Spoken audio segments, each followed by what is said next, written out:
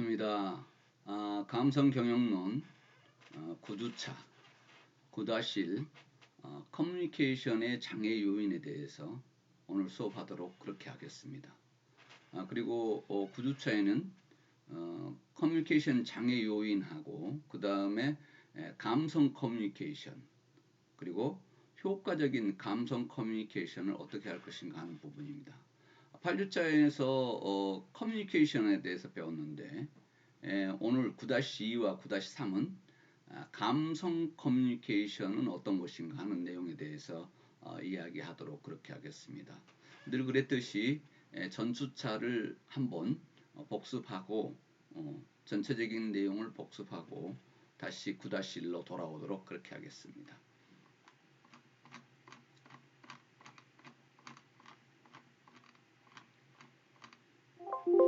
8주차에서는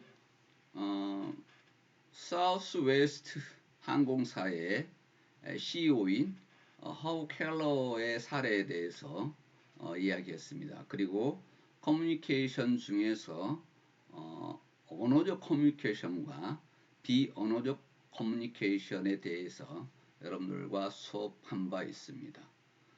요약해서 요점을 한번 정리하고 그래서 그 다음 장과 학습이 연결되도록 그렇게 하겠습니다.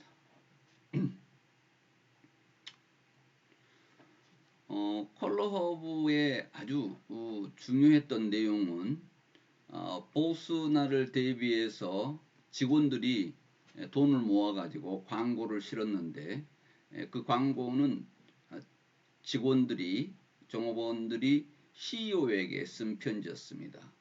그 내용인즉슨 허브 감사합니다. CEO에게 감사하다고 했죠.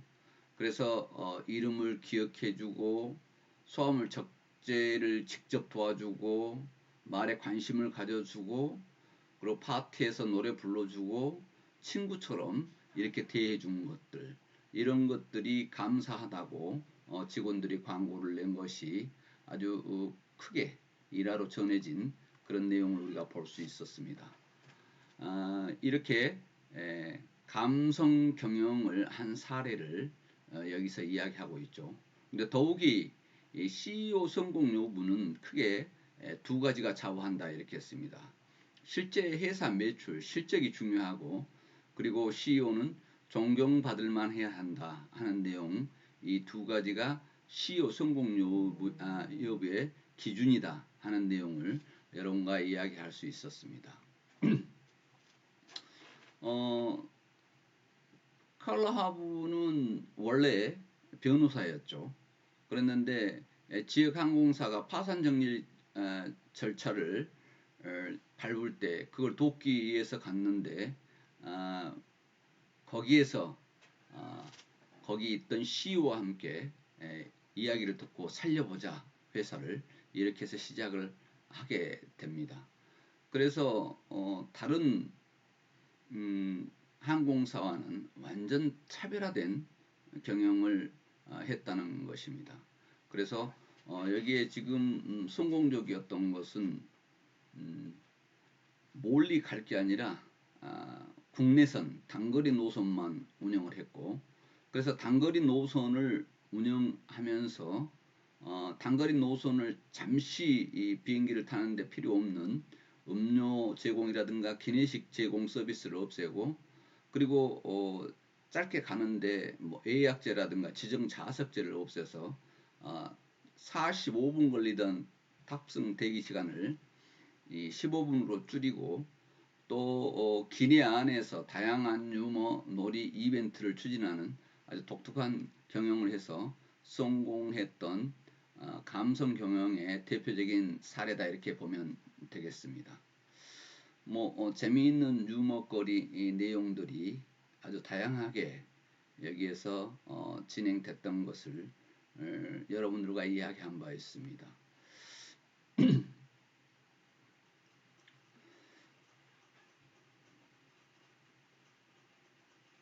그리고 특히 이 칼라 하브는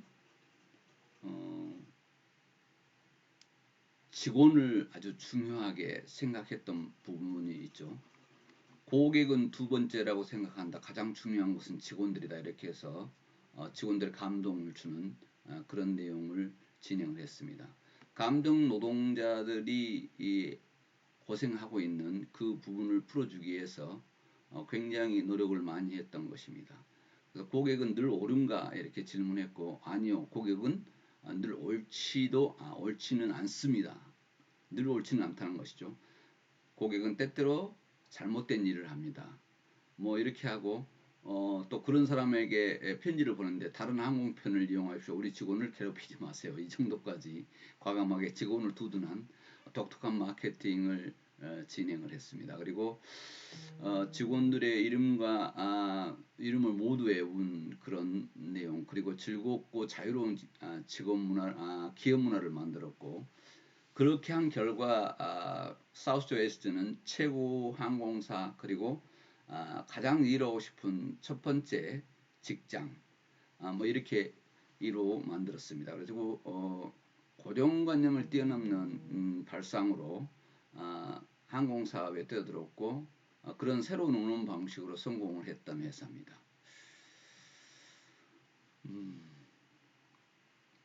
그래서 감성 경영이 얼마나 중요한가 하는 부분의 내용을 이야기했습니다.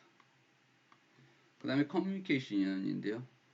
여기저기서 오늘날의 그 커뮤니케이션이 더욱 크게 이야기되고 있습니다. 커뮤니케이션은 다시 한마디로 이야기하자면 의사소통인데요.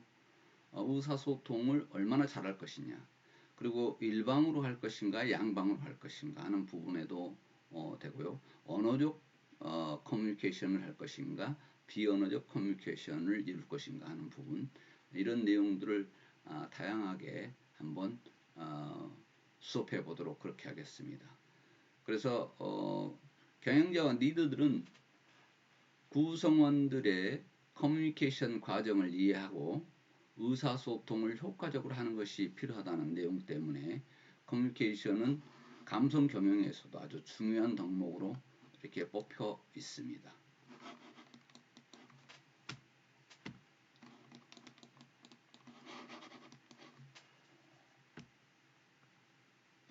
갑자기 마우스가 안 막히네요. 네, 커뮤니케이션이라는 어원에 대해서 설명을 했었죠.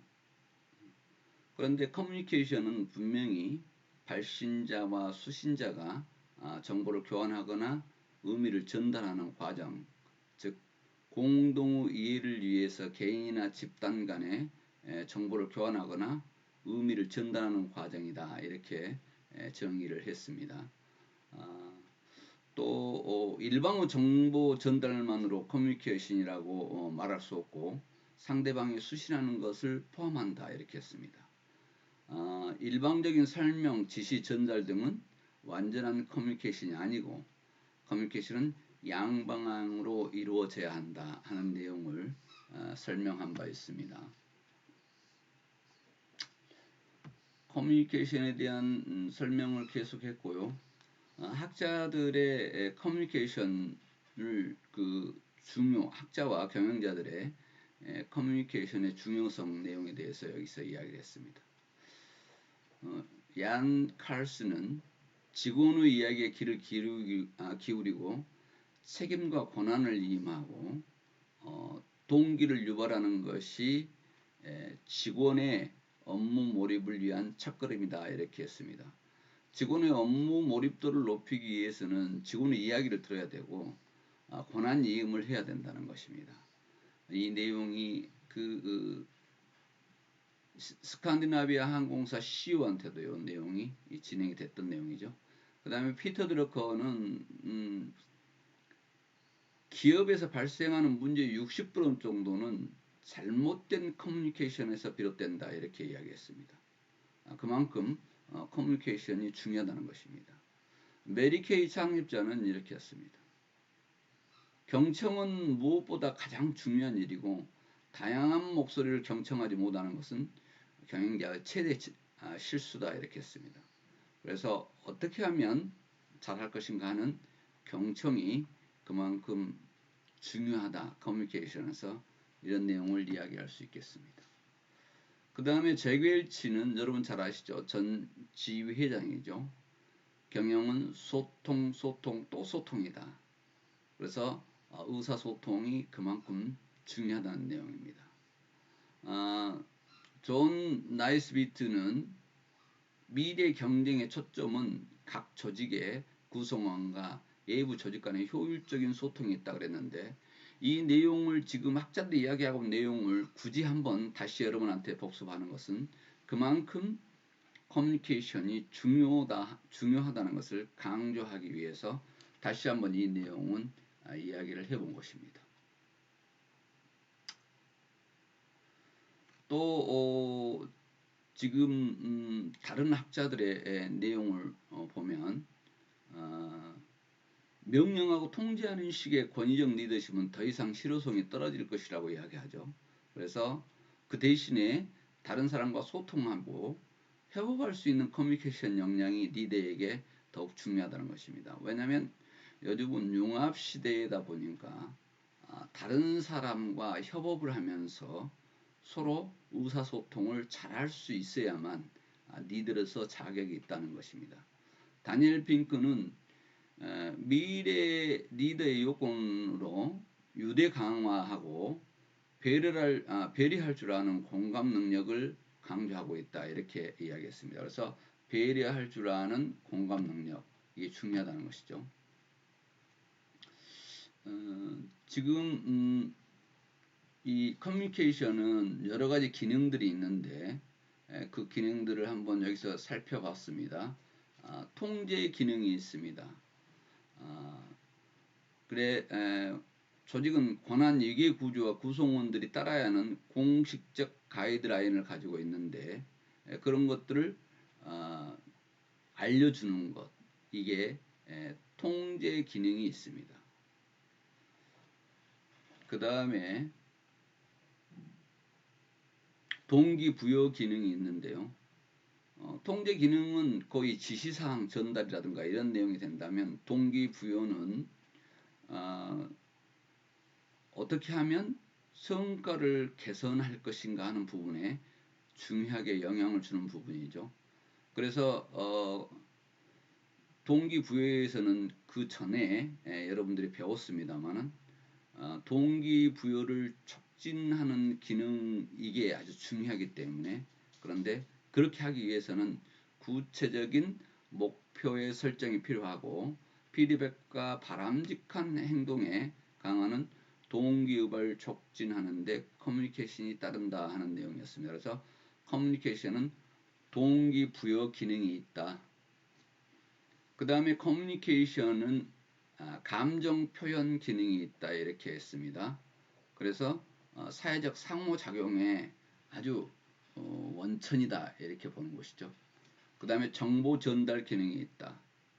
그래서 의사결정과 관련되는데 여러 문제를 식별하고 대안을 평가하고 의사결정에 필요한 정보를 제공하는 기능이 있는데 커뮤니케이션 기능은 결국은 방금 이야기했듯이 통제 기능이 있고 동기부여 기능이 있고 감정 표현 기능이 있고 정보 전달 기능이 있다, 이렇게 생각하면 되겠습니다.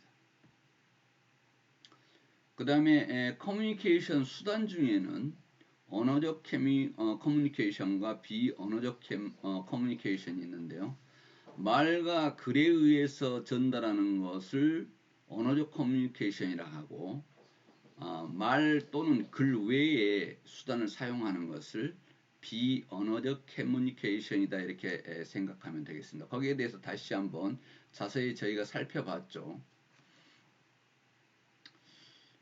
언어적 커뮤니케이션은 영상 및 요즘은 전화에 의한 말로 하는, 영상으로 하는 커뮤니케이션이 되죠.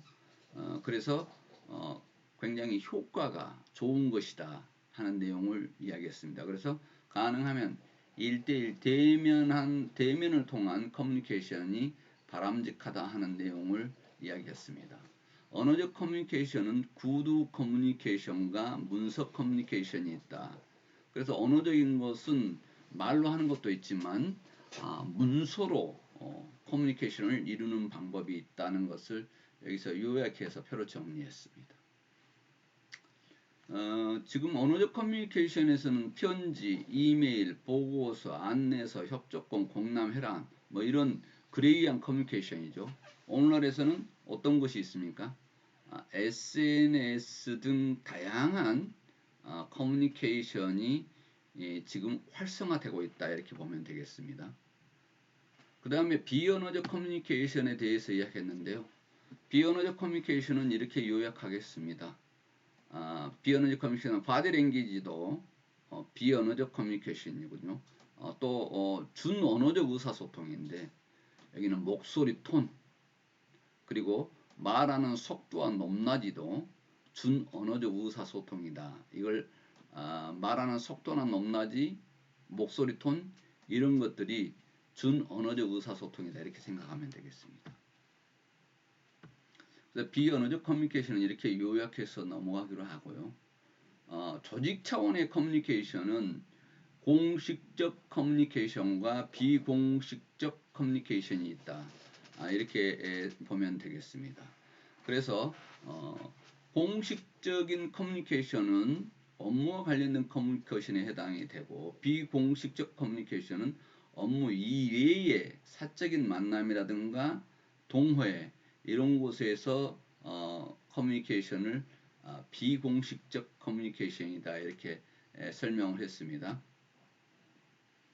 그래서 조직 차원의 커뮤니케이션을 보면 공식적 커뮤니케이션과 비공식적 커뮤니케이션인데 공식적 커뮤니케이션은 상황적 커뮤니케이션, 하향적 커뮤니케이션, 수평적 커뮤니케이션, 대각적 커뮤니케이션이 있는데 비공식적 커뮤니케이션은 그래프바인이다. 보드 덩굴과 같은 자연스러운 커뮤니케이션, 공식적이 아닌 비공식 커뮤니케이션에 대해서 여러분들한테 설명한 바 있습니다. 이 정도로 요약을 해서 지금 커뮤니케이션에 대한 내용 그리고 그래프바인 비공식 커뮤니케이션에 대해서 이야기하고요. 오늘 수업하고자 하는 9-1 커뮤니케이션의 자용의 요인에 대해서 이야기하도록 그렇게 하겠습니다. 자 보겠습니다. 지금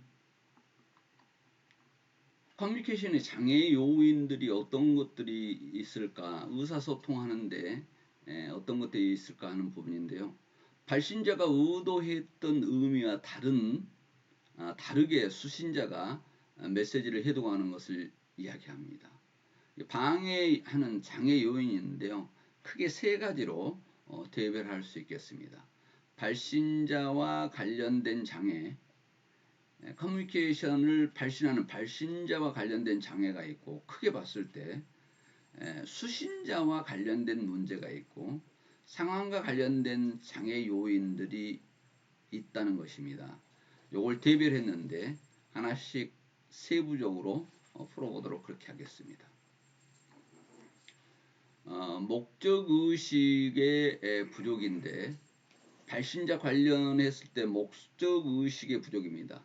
발신자가 뚜렷한 목적의식 없이 커뮤니케이션 하면 수신자가 일관성 없는 메시지 전달로 인해서 메시지 내용이 불명확하게 전달될 수가 있다는 것입니다. 그래서 목적의식이 명확해야 된다. 그리고 커뮤니케이션 기술 부족인데요. 커뮤니케이션 하는 테크닉이 부족하다는 것은 부적절한 단어를 선택하거나 또 전달 경로가 적절하지 않았거나 아니면 부정확한 표현이라든가 문장 구성 이런 것들이 커뮤니케이션이 잘 이루어지지 않게 하는 중요한 내용이 됩니다. 목적의식이 명확히 있어야 되겠고 커뮤니케이션도 조금 기술이 있어야 되겠다. 테크닉이 있어야 되는데 그러려면 단어 선택이라든가 전달 경로 그리고 부정확한 표현이 없도록 문장 구성을 요약해서 잘 해야만이 수신자가 쉽게 이해하고 받아들일 수 있다는 것입니다. 또 감수성 부족인데요. 발신자가 어떤 감수적인 부족했을 때 상대방의 기분을 안 좋게 하거나 또 욕구나 기분을 고려하지 않은 커뮤니케이션을 했을 때 수신자가 긍정적으로 반응하도록 동기를 부여하지 못하고 실패하게 된다 그 이야기입니다. 그래서 감수성 부족이 있는데 상대방의 기분을 나쁘게 하지 않고 상대방이 요구하는 내용, 상대방의 기분을 생각해서 의사소통을 해야 되고 그렇게 해야만 성공적인 커뮤니케이션을 이룰 수 있다는 이야기입니다. 그리고 증거 틀차례인데요. 사람들마다 사물의 인식이라든가 해석하는 기준이 다르기 때문에 상대방도 자신과 같이 해석할 것이라는 오류를 범해서는 안 된다는 것입니다. 사람마다 생각이 틀릴 수 있다는 생각을 가지면서 늘 그 내용을 진행해야 된다는 것이죠. 그래서 지금 계속해서 발신자와 관련된 장애를 이야기하고 있습니다. 발신자와 관련된 장애인데요. 신뢰가 부족했을 땐 더더욱 의사소통이 힘들어집니다. 그 사람을 믿을 수 있어? 그 사람이 발신한 정보를 믿을 수 있어? 이렇게 나온다는 거죠. 그 다음에 필터링이라고 그러는데요. 정보나 메시지를 수신자에게 호의적 또는 긍정적으로 지각할 수 있도록 정보를 조작하는 것입니다. 발신자가 의도적으로 수신자에게 듣기 좋아하는 메시지만 전달하고 부정적 정보는 필터함으로써 커뮤니케이션에 문제가 생기는 경우가 있습니다. 그러니까 좋아하는 말만 하고 싫어하는 내용이라든가 부정적인 내용은 전달 안 했을 때 실질적으로 전달돼야 될 내용이 전달이 안 되는 경우가 있다는 얘기죠. 이런 내용들은 지금 다양한 사례들이 있는데 이 내용도 한번 나중에 살펴보도록 그렇게 하겠습니다. 그 다음에는 수신자와 관련된 문제인데요. 평가적 경향이 있다. 수신자가 발신자의 메시지를 평가하는 경향으로 발생하는 장애로 수신자가 발신자에 대해 내리는 판단 그리고 발신자에 대한 과거 경험, 메시지로부터 기대되는 의미 등에 기초할 수 있습니다. 그래서 평가하는 경향이 있다는 이야기죠. 수신자가 발신자에 대해 저 사람 믿을 수 있어? 아까 그 신뢰성하고 똑같은 내용이죠. 라는 인식이 있는 경우 발신자의 메시지가 왜곡되거나 객관적으로 받아들이지 않게 된다는 것입니다. 그래서 수신자가 메시지를 평가하는 경향 여기에서 문제가 생길 수가 있다 하는 내용입니다. 그 다음에 수신자와 관련된 문제에서 고정관념인데요. 수신자가 고정관념을 가지고 있으면 메시지를 건성으로 듣고 성급한 판단을 하기 쉽다 하는 내용입니다. 수신자가 미리 이 고정관념을 가지고 있었을 때 발신자에 대한 고정관념을 가지고 있었을 때 절대 커뮤니케이션이 제대로 이루어지기 쉽지 않다 하는 내용입니다. 그 다음에 선택적 결정인데요. 이게 수신자들은 상당히 모든 커뮤니케이션을 선택적으로 들으려 합니다. 그러니까 자신이 관심 있는 내용만 듣고 듣기 싫은 말은 듣지 않으려는 그런 경우 이런 경우가 수신자와 관련된 장애 요인이다 이렇게 생각하면 되겠습니다. 광고도 마찬가지죠. 뭔가 광고에서 메시지를 전달하는데 나한테 필요한 것이면 듣지만 필요 없는 것은 그냥 그렇게 반복되게 나오지만 지나쳐버리는 뭔가 광고는 메시지를 지금 시청자와 소통하기 위해서 준 건데 필요한 것만 받아들입니다. 이게 지금 보통 시청자들이 가지고 있는 기본적인 내용입니다만은 마찬가지로 커뮤니케이션에서도 이런 것들이 주로 발생하고 있습니다. 지금 9-1에 그 전에 복습하다 보니까 조금 진도가 덜 나갔는데요. 9-2에서 연결해서 여러분들과 이야기하도록 그렇게 하겠습니다. 그래서 수신자와 관련된 문제, 선택적 결정, 그 다음에 반응 및 피드백 부족 내용은 9-2에서 같이 다시 한번 이야기하도록 그렇게 하겠습니다. 여러분 비대면 강좌 듣느라고 수고가 많습니다. 어떻게 하면 여러분들이 이해가 더 쉬울까 하는 내용으로 늘 고민하고 있습니다. 그래서 여러분 의견들을 많이 반영을 하고 있습니다. 의견이 있으면 언제든지 편하게 주시고 여러분들이 어떻게 하면 더 수업을 편하고 수월하고 또 원활하게 그리고 또 잘 이해할 수 있을까 하는 부분을 교수는 늘 노력하겠습니다. 비대면 강좌 듣느라고 대단히 수고했습니다.